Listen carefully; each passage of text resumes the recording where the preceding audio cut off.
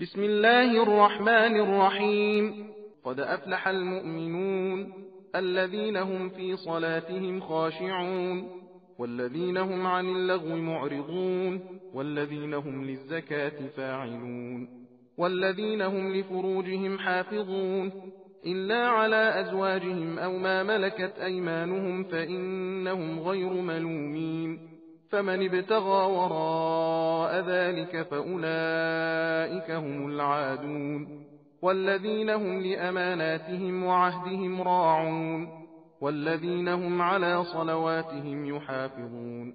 أولئك هم الوارثون الذين يرثون الفردوس هم فيها خالدون. ولقد خلقنا الإنسان من سلالة من طين ثم جعلناه نطفة في قرار مكين ثم خلقنا النطفة علقة فخلقنا العلقة مضغة فخلقنا المضغة عظاما فكسونا العظام لحما ثم أنشأناه خلقا آخر فتبارك الله أحسن الخالقين. ثم إنكم بعد ذلك لميتون ثم إنكم يوم القيامة تبعثون. ولقد خلقنا فوقكم 7 طرائق وما كنا عن الخلق غافلين.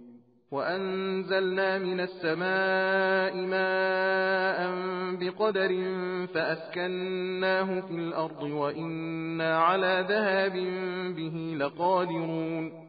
فأنشأنا لكم به جنات من نخيل وأعناب لكم فيها فواكه كثيرة ومنها تأكلون. وشجرة تخرج من طور سيناء تنبت بالدهن وصبغ للآكلين. وإن لكم في الأنعام لعبرة نسقيكم مما في بطونها ولكم فيها منافع كثيرة ومنها تأكلون وعليها وعلى الفلك تحملون. ولقد أرسلنا نوحا إلى قومه فقال يا قوم اعبدوا الله ما لكم من إله غيره أفلا تتقون. فقال الملأ الذين كفروا من قومه ما هذا إلا بشر مثلكم يريد أن يتفضل عليكم ولو شاء الله لأنزل ملائكة ما سمعنا بهذا في آبائنا الأولين إن هو إلا رجل به جنة فتربصوا به حتى حين। अलबत्ता वो ईमान लाने वाले रस्तगार हुए जो अपनी नमाजों में खुदा के सामने गिड़गिड़ाते हैं और जो बेहुदा बातों से मुंह फेरे रहते हैं और जो ज़कात अदा किया करते हैं और जो अपनी शर्मगाहों को हराम से बचाते हैं मगर अपनी बीवियों से या अपनी ज़र खरीद लौंडियों से कि उन पर हरगिज़ इल्ज़ाम नहीं हो सकता। बस जो शख्स इसके सिवा किसी और तरीके से शहवत परस्ती की तमन्ना करे तो ऐसे ही लोग हद से बढ़ जाने वाले हैं। और जो अपनी अमानतों और अपने अहद का लिहाज रखते हैं और जो अपनी नमाजों की पाबंदी किया करते हैं, आदम की औलाद में यही लोग सच्चे वारिस हैं जो बहिश्ते बरी का हिस्सा लेंगे और यही लोग उसमें हमेशा जिंदा रहेंगे। और हमने आदमी को गीली मिट्टी के जौहर से पैदा किया, फिर हमने उसको एक महफूज औरत के रहम में नुत्फा बनाकर रखा, फिर हम ही ने नुत्फे को जमा हुआ खून बनाया,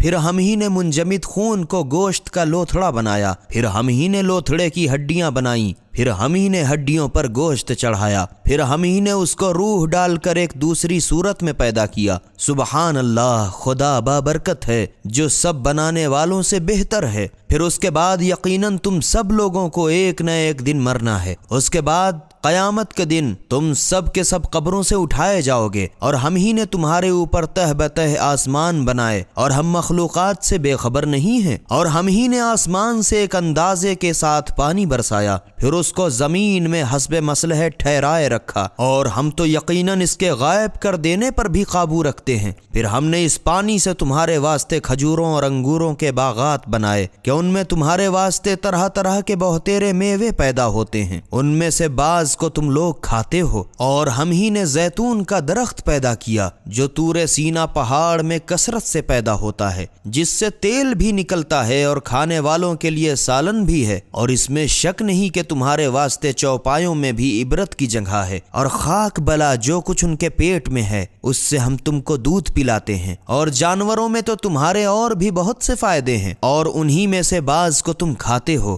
اور انہی جانوروں اور کشتیوں پر چڑھے چڑھے پھرتے بھی ہو۔ اور ہم نے نوح علیہ السلام کو ان کی قوم کے پاس پیغمبر بنا کر بھیجا، تو نوح علیہ السلام نے ان سے کہا، اے میری قوم، خدا ہی کی عبادت کرو اور اس کے سوا کوئی تمہارا معبود نہیں، تو کیا تم اس سے ڈرتے نہیں ہو؟ تو ان کی قوم کے سرداروں نے جو کافر تھے کہا کہ یہ بھی تو بس آخر تمہارا ہی سا آدمی ہے، مگر اس کی تمنا یہ ہے کہ تم پر بزرگی حاصل کرے، اور اگر خدا پیغمبر ہی بھیجنا چاہتا تو فرشتوں کو نازل کرتا۔ ہم نے تو بھائی ایسی بات اپنے اگلے باپ داداؤں میں بھی ہوتی نہیں سنی، ہو نہ ہو بس ایک آدمی ہے جسے جنون ہو گیا ہے، غرض تم لوگ ایک خاص وقت تک اس کے انجام کا انتظار دیکھو۔